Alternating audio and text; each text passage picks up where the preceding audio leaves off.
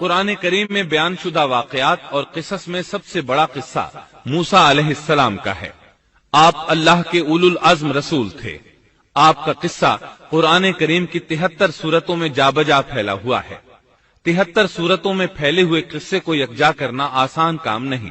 ایسے واقعات کی جزیات کو قرآن و حدیث کی چھلنی میں سے گزارنا انتہائی ضروری ہے۔ تو آئیے سنتے ہیں قصہ سیدنا موسیٰ علیہ السلام کا۔ اللہ تعالی سورۃ القصص آیت 1 تا 3 میں فرماتے ہیں، شروع اللہ کے نام سے جو بڑا مہربان نہایت رحم والا ہے۔ تا سین میم، یہ روشن کتاب کی آیات ہیں۔ ہم آپ کے سامنے موسیٰ اور فرعون کا صحیح واقعہ بیان فرماتے ہیں ان لوگوں کے لیے جو ایمان رکھتے ہیں۔ ان آیات میں اہل ایمان کے لیے نصیحت اور یاد دہانی ہے، جبکہ انہی آیات میں فاسق، نافرمان اور کجراؤ لوگوں کے لیے ڈراوا اور وعید ہے۔ فرعون یعنی ولید بن مصعب بہت جابر اور ظالم شخص تھا۔ ظلم و جبر کی ان آخری حدوں کو پہنچ گیا تھا جن تک شاید انسانوں میں سے کوئی بھی نہ پہنچا ہوگا، یہاں تک کہ اس نے رب ہونے کا دعویٰ کر دیا۔ وہ اللہ تعالیٰ کا انکار کرتے ہوئے کہا کرتا تھا۔ فرعون کہنے لگا، اے درباریو، میں تو اپنے سوا کسی کو تمہارا معبود نہیں جانتا۔ کہنے لگا، تم سب کا رب میں ہی ہوں۔ اس نے الوہیت اور ربوبیت دونوں میں اللہ تعالی سے جھگڑا کیا۔ یقیناً فرعون نے زمین میں سرکشی کر رکھی تھی اور وہاں کے لوگوں کو گروہ گروہ بنا رکھا تھا اور ان کے ایک فرقے کو کمزور کر رکھا تھا، اور ان کے لڑکوں کو تو ذبح کر ڈالتا تھا اور ان کی لڑکیوں کو زندہ چھوڑ دیتا تھا۔ بلا شک و شبہ وہ تھا ہی فساد کرنے والوں میں سے۔ اس نے لوگوں کے گروہ اور جماعتیں بنا رکھی تھیں۔ فرعون کے زمانے میں بنی اسرائیل سب سے حقیر اور کم درجہ قوم تھی۔ فرعون نے انہیں حد درجے ذلیل اور بے عزت بنا رکھا تھا۔ سبھی کو معاشرے میں نچلے طبقے میں شمار کیا جاتا تھا، جبکہ مصر میں یہی لوگ شاہانہ زندگی گزارا کرتے تھے۔ فرعون نے اعلان کرا رکھا تھا کہ بنی اسرائیل سب کے سب غلام ہیں۔ وہ ان سے زر خرید غلاموں کی طرح مزدوری لیا کرتا تھا۔ ان کی عورتوں سے لونڈیوں باندیوں جیسا برتاؤ کیا جاتا تھا۔ وہ جو چاہتا تھا ان سے کرتا تھا۔ اس نے یہ حکم اپنی رعایا میں عام دے رکھا تھا۔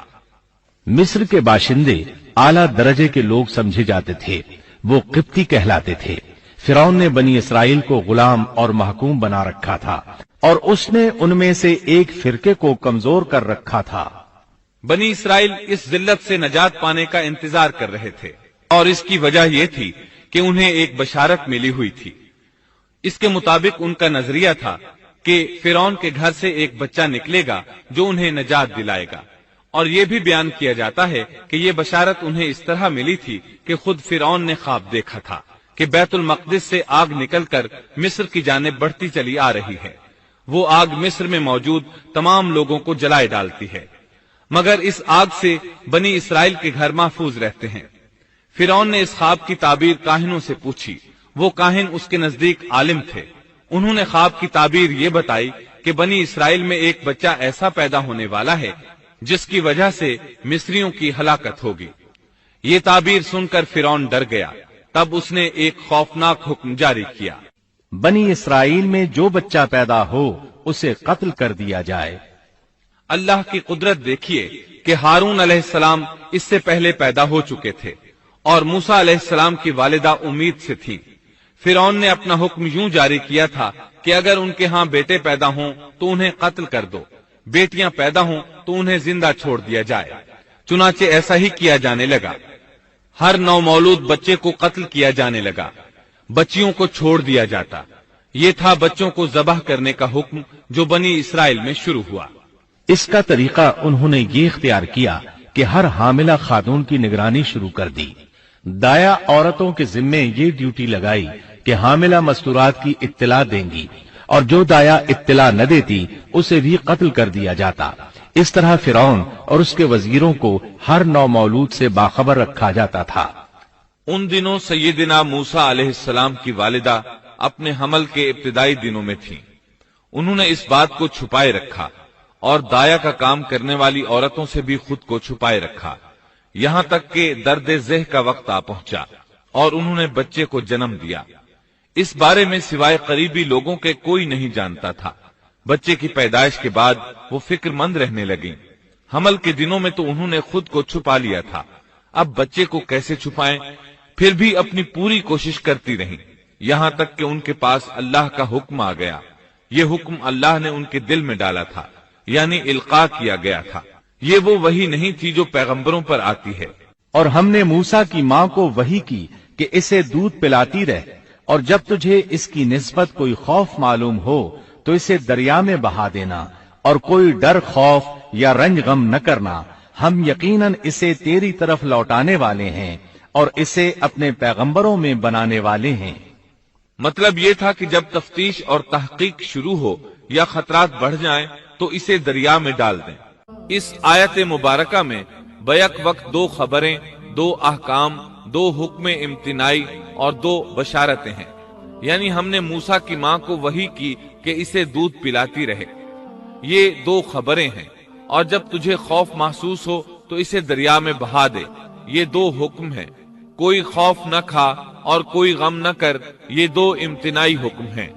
हम यकीनन इसे तेरी तरफ लौटाने वाले हैं और इसे अपने पैगंबरों में से एक पैगंबर बनाने वाले हैं। ये दो बशारतें हैं। और फिर वाकई तलाश शुरू हो गई। बनी इसराइल पर सख्ती की गई। मूसा अलैहिस्सलाम की माँ ने अल्लाह के हुक्म के मुताबिक बच्चे को संदूक में रखा और दरिया में छोड़ दिया। साथ ही मूसा अलैहिस्सलाम की बहन से कहा, तू भी इसके पीछे पीछे चलती जा। चुनाचे वो दरियाए नील की मौजों में चले और उनकी बहन किनारे किनारे चली, अपने भाई की निगरानी करती जा रही है कि दरिया में डालने के बाद क्या बनता है। अल्लाह ताला सूरतुल कसस आयत 11 में फरमाते हैं, मूसा की वालिदा ने उनकी बहन से कहा, तू इसके पीछे पीछे जा। तो वो उसे दूर से देखती रही और फिरौनियों को इसका इल्म भी न हुआ। संदूक बहता हुआ फिरौन के महल्लात के करीब आन ठहरा। महल्लात दरियाए नील के किनारे थे। अल्लाह ताला सूरतुल कसस में फरमाते हैं, आखिर फिरौन के आदमियों ने संदूक उठा लिया। आखिरकार यही बच्चा उनका दुश्मन हुआ और उनके रंज का बायस बना। अब वो इसकी भलाई चाह रहे हैं, लेकिन वही फिरौनियों के लिए वबाल जान बनने वाला था। अल्लाह सूरतुल कसस आयत 8 में फरमाते हैं, कुछ शक नहीं कि फिरौन और हामान और उनके लश्कर थे ही खताकार। फिरौन की बीवी ने फौरन पहचान लिया कि ये बच्चा बनी इसराइल में से है। चुनाचे उसने कहा, और फिरौन की बीवी ने कहा, ये तो मेरी और तेरी आंखों की ठंडक है, इसे कत्ल न करो।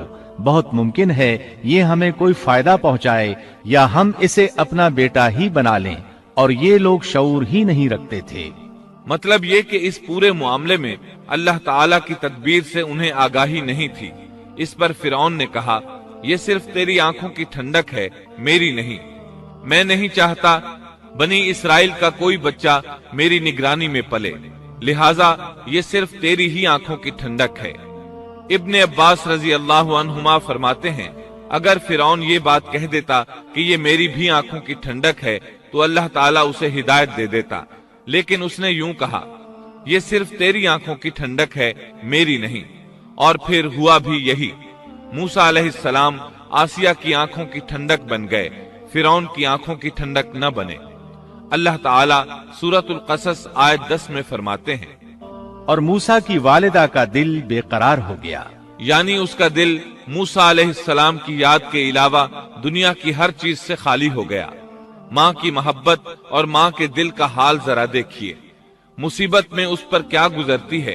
वो मेहरबानी जो माँ के दिल में होती है, वो मोहब्बत जो सिर्फ उसी दिल का खासा है।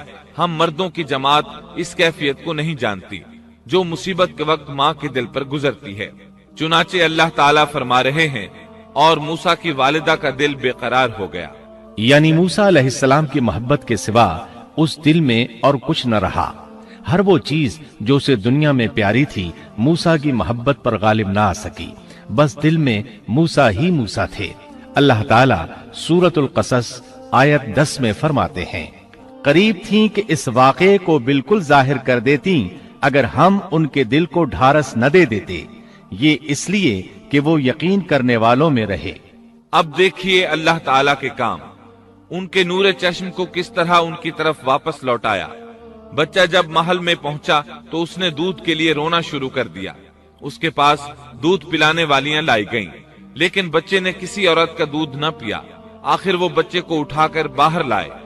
اللہ آیت 12 میں فرماتے ہیں، اور ان کے پہنچنے سے پہلے ہم نے موسیٰ پر دائیوں کا دودھ حرام کر دیا تھا۔ جو عورت بھی آپ کو دودھ پلانے کی کوشش کرتی ناکام ہو جاتی۔ اب ظاہر ہے یہ رکاوٹ تو اللہ تعالیٰ کی طرف سے تھی، کوئی دودھ پلانے میں کامیاب ہو بھی کیسے سکتی تھی۔ ادھر موسیٰ علیہ السلام کی بہن دور کھڑی یہ سب دیکھ رہی تھی۔ سورۃ القصص آیت 12 میں ہے، یہ کہنے لگیں، کیا میں تمہیں ایسا گھرانہ نہ بتاؤں جو اس بچے کی تمہارے لیے پرورش کرے اور ہوں بھی وہ اس بچے کے خیر خواہ۔ انہوں نے پوچھا، اے بچی تو کیسے جانتی ہے کہ وہ اس بچے کی خیر خواہی کریں گی؟ بچی نے جواب دیا، اس لیے کہ وہ ایک غریب گھرانہ ہے۔ جب انہیں معلوم ہوگا کہ یہ بچہ فرعون کے گھر سے آیا ہے تو انہیں انعام و اکرام ملنے کی امید رہے گی۔ اس گھر میں ایک نیک سیرت خاتون ہے، وہ اس بچے کو بخوشی دودھ پلانا قبول کرے گی۔ انہوں نے کہا، چلو ٹھیک ہے۔ چنانچہ آپ کی بہن انہیں گھر لے آئی۔ والدہ محترمہ نے بچے کو دودھ پلایا تو آپ نے فوراً دودھ پینا شروع کر دیا۔ سیدہ آسیہ نے ان کی طرف پیغام بھیجا کہ وہ محل میں آ جائے اور جب تک بچہ دودھ پیتا رہے وہ اس کے پاس محل ہی میں رہے، لیکن موسیٰ علیہ السلام کی ماں نے انکار کر دیا۔ انہوں نے کہا، میرے اہل و عیال ہیں، میرے خاوند بھی ہیں، لہٰذا ان کے ہوتے ہوئے میں گھر نہیں چھوڑ سکتی۔ اب چونکہ بچے نے کسی اور کا دودھ پینا قبول نہیں کیا تھا، اس لیے وہ خود بچے کو لے کر آتے تھے۔ اس طرح موسیٰ علیہ السلام کی والدہ کا بے حد احترام ہونے لگا۔ فرعون کے ہر کارے تحفے تحائف ان کے گھر لانے لگے۔ اللہ تعالیٰ آیت 13 میں فرماتے ہیں، پس ہم نے اسے اس کی ماں کی طرف واپس پہنچایا تاکہ اس کی آنکھیں ٹھنڈی رہیں اور آزردہ خاطر نہ ہو، اور جان لے کہ اللہ کا وعدہ سچا ہے، لیکن اکثر لوگ نہیں جانتے۔ اس طرح موسیٰ علیہ السلام شاہی محل میں پلنے بڑھنے لگے، یہاں تک کہ 18 سال کے خوبرو نوجوان ہو گئے۔ اللہ تعالیٰ آیت 14 میں فرماتے ہیں، اور جب موسیٰ اپنی جوانی کو پہنچ گئے اور پورے توانا ہو گئے تو ہم نے انہیں علم و حکمت عطا فرمایا۔ نیکی کرنے والوں کو ہم اسی طرح بدلہ دیا کرتے ہیں۔ سبيل مريح تنهد يا صاحي كي تستريح